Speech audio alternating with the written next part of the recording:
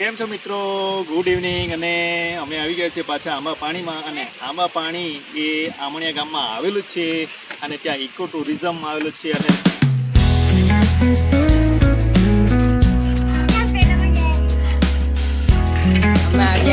આંબા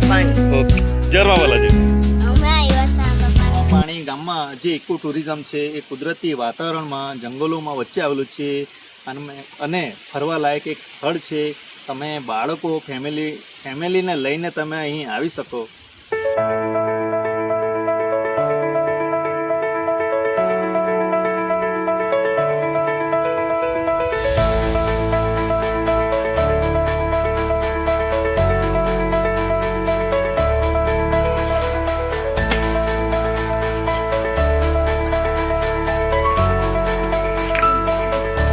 eco ટુરિઝમના બાજુમાં પૂર્ણા નદી વહે છે.